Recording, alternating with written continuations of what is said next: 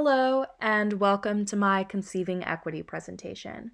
My name is Sophie Sanchez, and I interned with Planned Parenthood Gulf Coast for the fall semester. This is my second year at Tulane University. I am majoring in public health and gender and sexuality studies, and I am also considering a minor in Spanish. This is my second internship with an organization in partnership with Newcomb Institute. So this semester, I was a public affairs intern with Planned Parenthood Gulf Coast. I have always been passionate about feminism, so I was initially attracted to the position at Planned Parenthood because I wanted to make a difference in my community by advocating for reproductive rights. I am a strong believer that in order to be free, your body must be your own, and that is what reproductive choice means to me. The biggest project I worked on this semester for Planned Parenthood was regarding Amendment 1. Amendment 1 was a proposed constitutional amendment to the Louisiana state constitution that stated that, in order to protect human life, nothing in the present constitution shall be construed to secure or protect a right to abortion. This was a proposed anti-choice amendment that was harmful, extreme, and unnecessary. It was in direct opposition with Planned Parenthood's mission to provide comprehensive reproductive health care services to communities and to advocate for public policies that guarantee rights and ensure access to these services. Essentially, the majority of the Public Affairs Department's efforts this election cycle were devoted to defeating Amendment 1.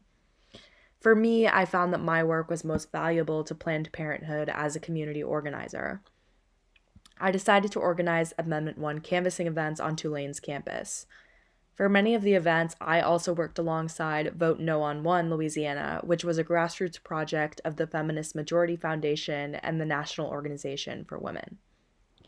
The purpose of these events was to spread awareness about the presence of Amendment 1 on the ballot. We also registered students to vote, including out-of-state students who instead wanted to now vote in Louisiana. I also gathered hundreds of Planned Parenthood volunteer signups who later helped us with canvassing events.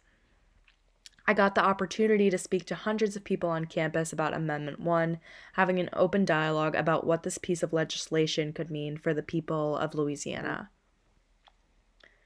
Unfortunately, we now know that Amendment 1 was passed in Louisiana.